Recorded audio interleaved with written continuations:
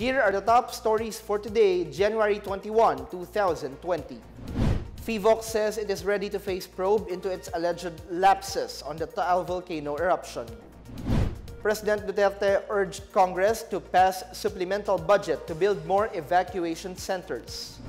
The national government has allocated 500 million pesos for the construction of an OFW hospital. And Pangasinenses celebrate their annual Talong Festival.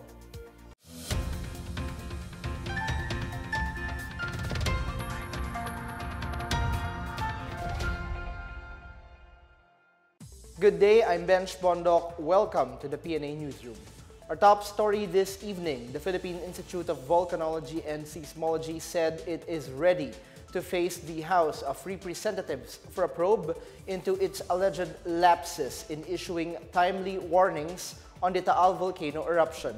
PHIVOLCS Executive Director Renato Solidum Jr. said he will explain before lawmakers the measures undertaken by the agency and local government units to educate and prepare residents living within the volcano's 14-kilometer danger zone. Solidum said Batangas residents had a different perception about PHIVOLCS' issuance of proper warnings as early as March 2019 than those living outside the province. He said since Alert Level 1 was raised over Taal volcano last year, residents were prohibited from entering the volcano's crater. Earlier, Cavite 4th District Representative Elpidio Balzaga Jr. called for an inquiry into PHIVOLCS' supposed failure to inform the public about the volcano's imminent eruption. He claimed that PHIVOLCS did not disseminate information about the volcano's increased activity until January 12. Despite criticism over its supposed lack of warning alerts, presidential spokesperson Salvador Panelos said President Rodrigo Duterte is satisfied with the PHIVOLCS' performance.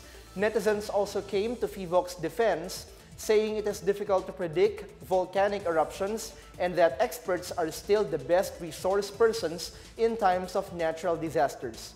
Meanwhile, the volcano remains on Alert Level 4, which means hazardous explosive eruption is possible within hours to days. PHIVOLCS said total evacuation is necessary in the identified danger zone. Meanwhile, the government is more than ready to help evacuees who might be affected by the prolonged unrest of Taal volcano in Batangas. The National Disaster Risk Reduction and Management Council said it is ready for the possibility of a protracted displacement and that the local government units' stockpiles and relief stocks are still sufficient. NDRRMC spokesperson Mark Casian Timbal said the government has more than enough resources to provide evacuees with aid should Taal volcano's unrest drags on. Meanwhile, the Philippine Navy, through its elite force, the Naval Special Operations Group or NAVSOG, aided communities affected by the eruption of the volcano.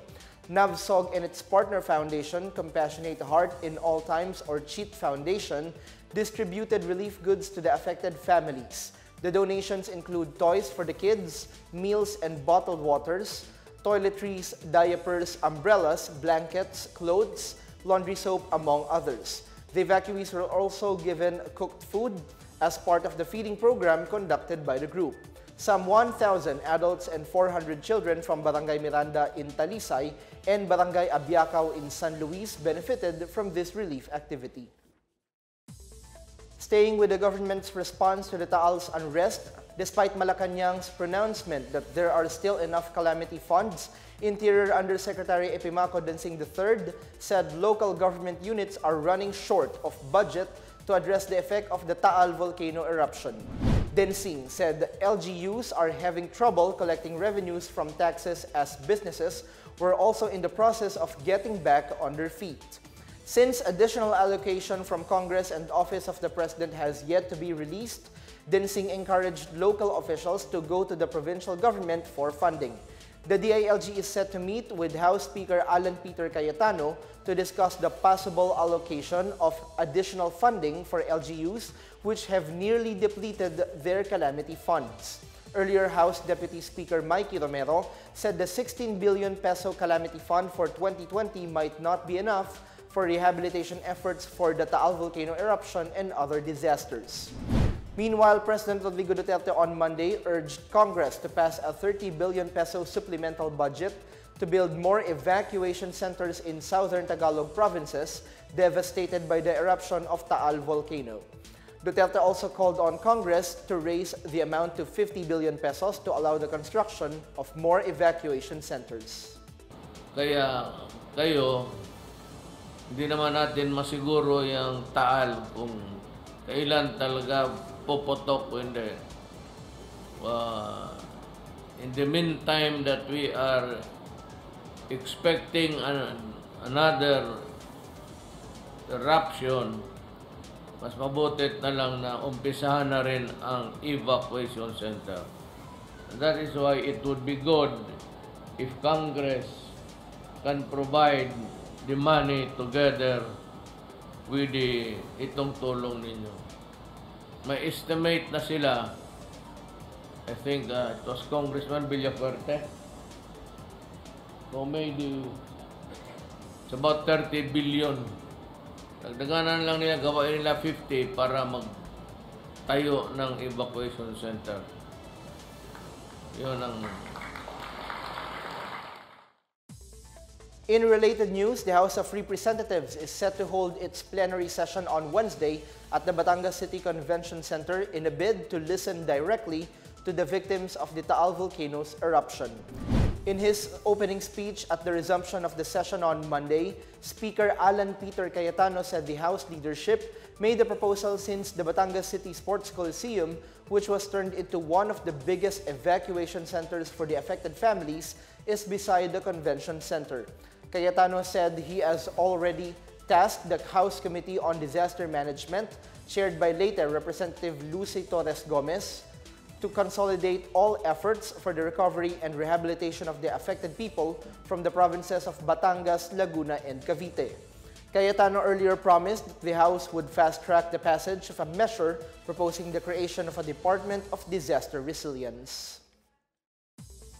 Interior Undersecretary Ipamaco Dinsing III is warning tourism establishments in Tagaytay to cease operations amid threats of an imminent explosive eruption of Taal volcano, or they may risk losing their permits to operate and face a total closure.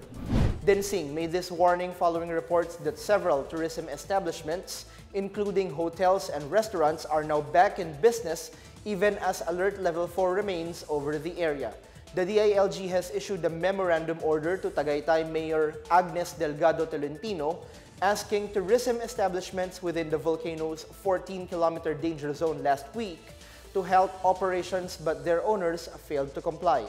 Reports showed at least 16 tourism establishments reopened in Tagaytay City since January 17 after Tolentino granted the request of the City Tourism Council to allow establishments to open and serve residents and tourists.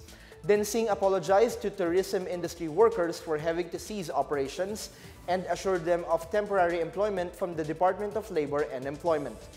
The DOLE said 72.6 million pesos was allocated for the employment program meant to provide temporary employment to residents affected by the volcano's unrest. Meanwhile, the National Economic and Development Authority said the Taal volcano's eruption has so far had a minimal impact on the economy as the government starts laying down the groundwork for the rehabilitation of the affected areas. NEDA Undersecretary for Regional Development Adoracion Navarro said they don't see it having a major effect unless there will be a violent eruption. Still to come, the national government has allocated 500 million pesos for the construction of an OFW hospital. And President Duterte vows to improve the traffic condition in the Metro Cebu. More on these when the PNA Newsroom continues.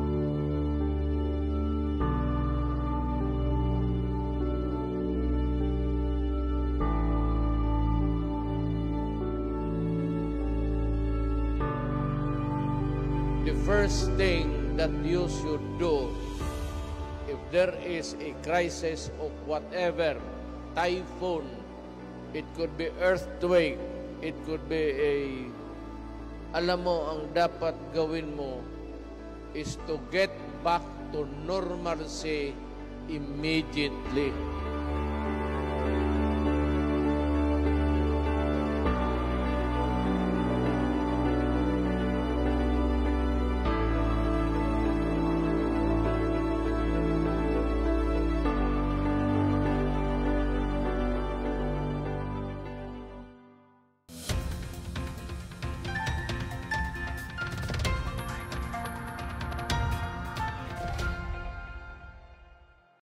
Shifting gears now, members of the Technical Working Group on Motorcycle Taxis attended a Senate hearing on Monday and immediately met and reconsidered the plan to terminate the motorcycle taxis pilot run.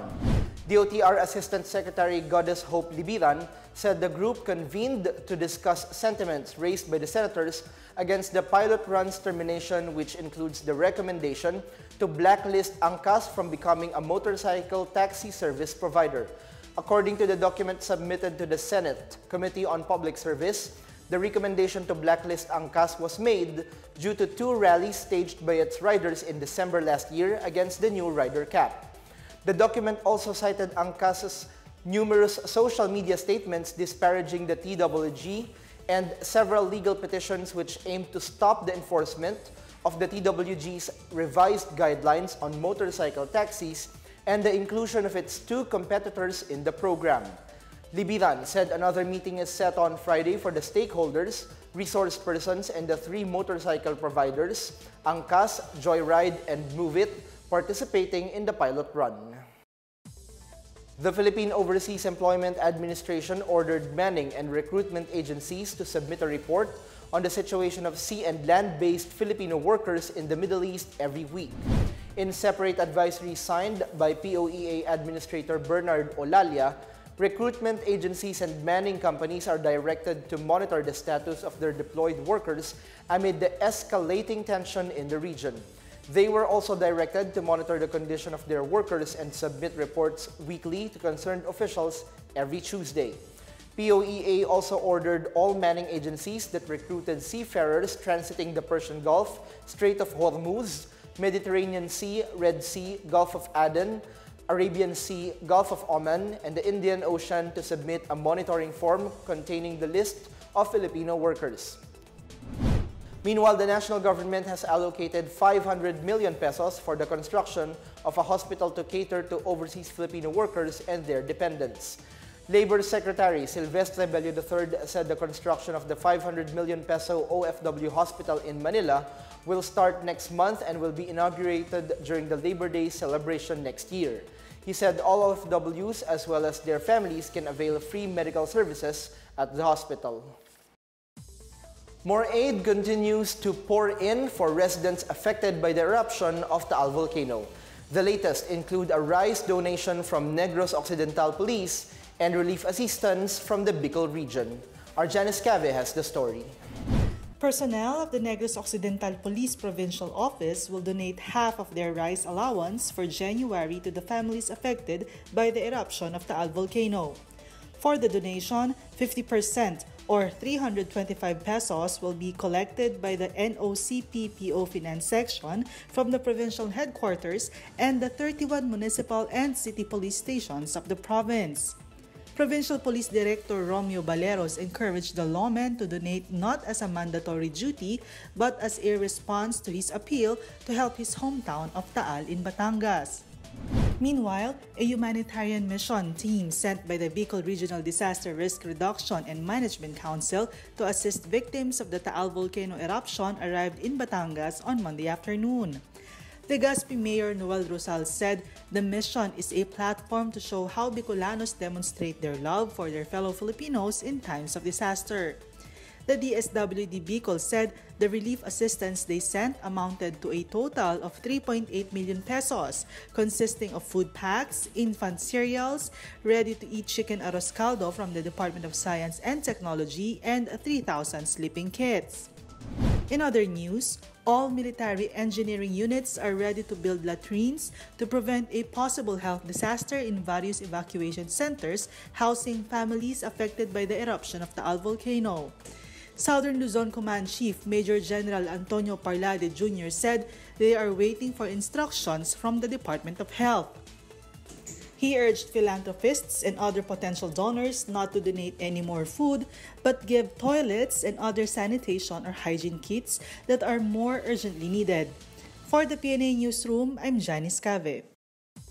Cebuanos on Sunday welcomed President Dutertes' promise to help provide funds for projects to improve the traffic condition in Metro Cebu.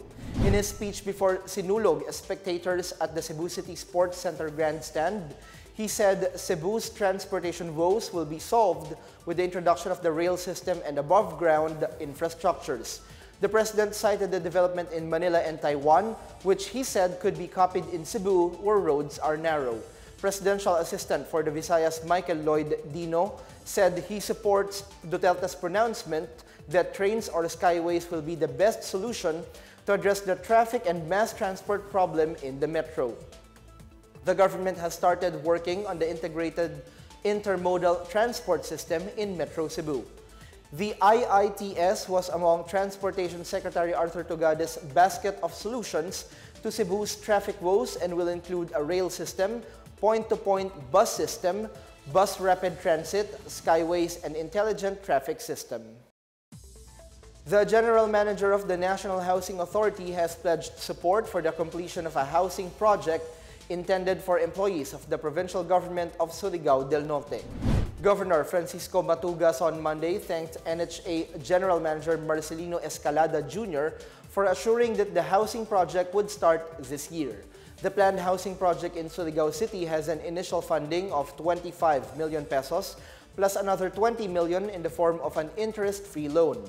The project will be established on a 13-hectare land in Barangay Cagnog, Surigao City. In a statement, Escalada said his team was in the province to visit the government's housing projects in the area. Escalada added that his team also met with the mayors in Siargao Island and discussed their respective housing proposals.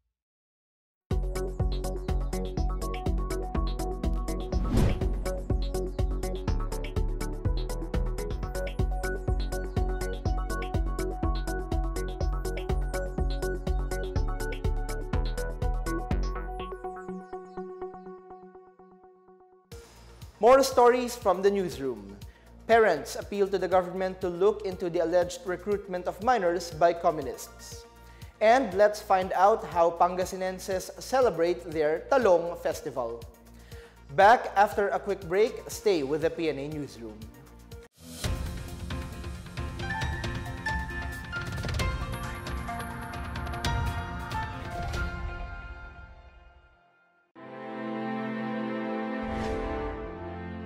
The Duterte administration is driven by radical change marked with multiple milestones in progress and development.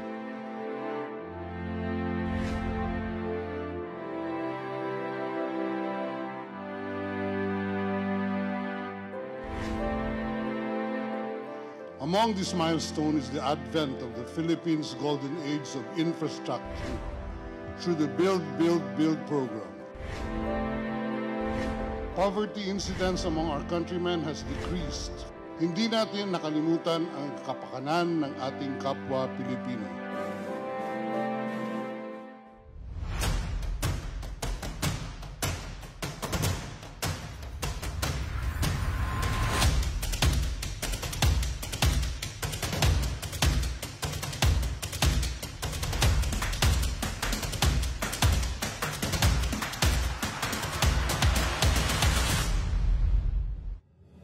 The Duterte Legacy Campaign began with the very first words of the President. No leader can succeed without the support of the people. Leadership indeed draws its strength from the people. The women and men whose culture of work magnifies the President's policies, and programs through the Duterte Legacy Campaign. Trust and confidence in the capacity and ability of their government to make their lives better, to make their lives safer, to make their lives healthy. Wala ni isa man sa ating mga kababayan ang mapag-iwanan.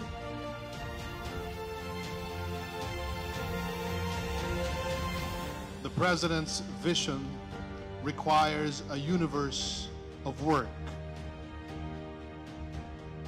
He is the face, the voice, and the spirit of a nation that has been revived from lethargy and indifference.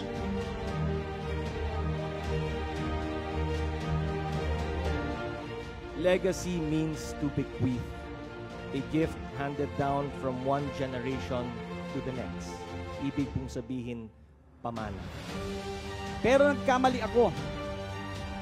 Ang rehab pala ay lugar na kung saan tinutulungan kang magbago. This administration took the leap in passing the Universal Healthcare Law. Natanggap ko ang isang napagandang biyaya, ang aking appointment bilang Teacher 1.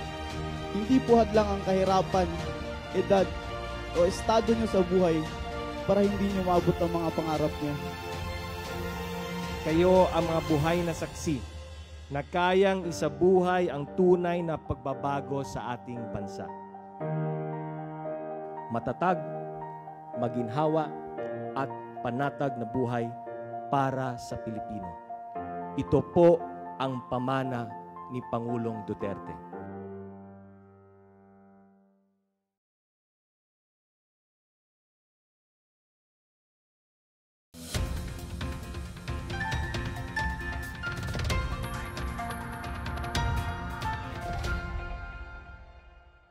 Members of Hands Off Our Children and League of Parents in the Philippines on Monday appealed to the House of Representatives to look into the involvement of the Progressive Makabayan Bloc in the alleged recruitment of minors by communists. In a letter to House Committee on Welfare of Children Chairperson Yeda Marie Romualdez and other concerned committees, parents of the missing minors denounced the Progressive Bloc for stalling efforts to find their children. They also urged Congress to investigate Makabayan Bloc's alleged support to the New People's Army. The parents said their children's involvement with the leftist groups led them to leave their homes and drop out of schools. The groups also condemned the Makabayan Bloc's move to prevent their children from going home to have normal lives. The Philippine News Agency has reached out to the Makabayan Bloc to get their side. After decades of dispute, two feuding Moro families ended their bloody Rido or clan war that exacted fatalities from both sides. Involved in the clan war are the families of Gani Giaman and Ali Giamelon, which had been engaged in a land dispute for 2 decades. The local government of Rahabuayan and the 33rd Infantry Battalion facilitated the gathering and settling of family feud at the town's Sangguniang Bayan Session Hall on Monday. In the agreement, both sides acceded to the proposal from the army and the local government that they should refrain from engaging in armed confrontations. Should there be a misunderstanding, the LGU and army would be called to mediate. Both families also assured the mayor and the 33 IB that they would help prevent the spread of violent extremism espoused by Dawla Islamia and the Bangsamoro Islamic freedom fighters in their localities. In sports, Gerald Zabala and Christine Haliasgo ruled the men's and women's divisions of the 42nd National Milo Marathon Finals in Tarlac City on Sunday, January 19.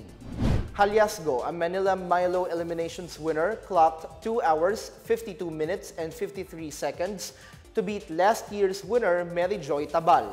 Tabal clinched second place, while Cristabel Martes from La Trinidad Benguet finished third. In the men's category, Richard Salano placed second, while Jason Agravante was third. The event marked the culmination of its 10-leg cycle with the theme One Team, One Nation, Go Philippines, in celebration of unity and support for the athletes who competed in the Southeast Asian Games last year. The tourism industry in Pangasinan is expected to receive a boost while residents have opportunities to work once the construction of the Limahong Channel Tourism Center is completed. Lingayen Mayor Leopoldo Batawil said the Department of Public Works and Highways is monitoring the construction of the LCTC Phase 1 project, which was funded by the national government with 50 million pesos.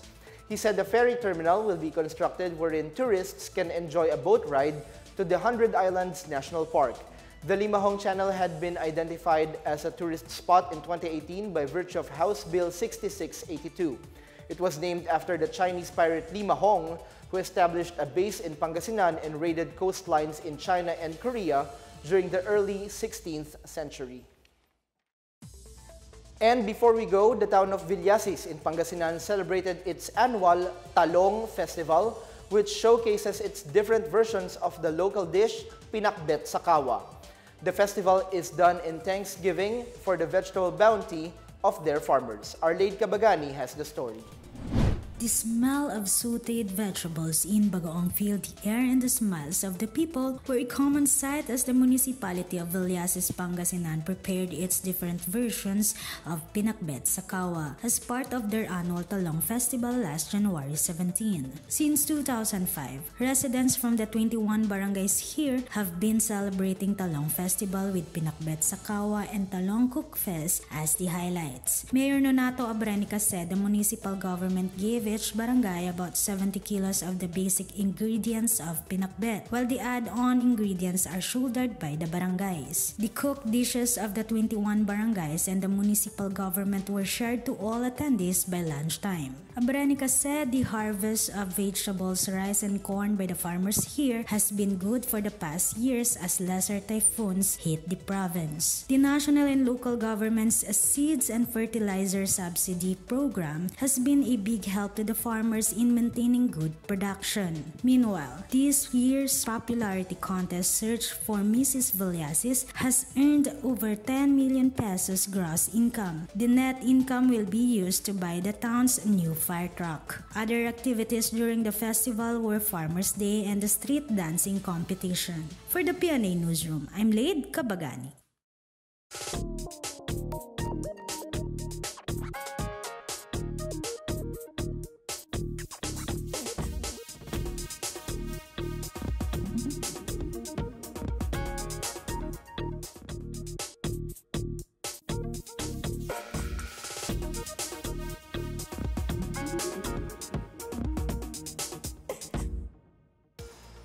Let's take another look at today's biggest stories.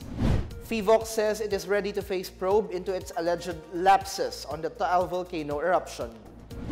President Duterte urged Congress to pass supplemental budget to build more evacuation centers. The national government has allocated 500 million pesos for the construction of an OFW hospital. And Pangasinenses celebrate their annual Talong Festival. Thank you for watching another episode of the PNA Newsroom. To check more news content, check our webpage or head on to the Philippine News Agency's Facebook and Twitter accounts. For more stories about the government and how it serves Filipinos, look for these hashtags in all of our social media platforms and websites. We are shown on the pages of the PCOO and its attached agencies. Also watch us on television on PTV4 and IBC 13. And that's your daily dose of the biggest stories that you need to know from the PNA Newsroom. I'm Bench Bondok. Good day.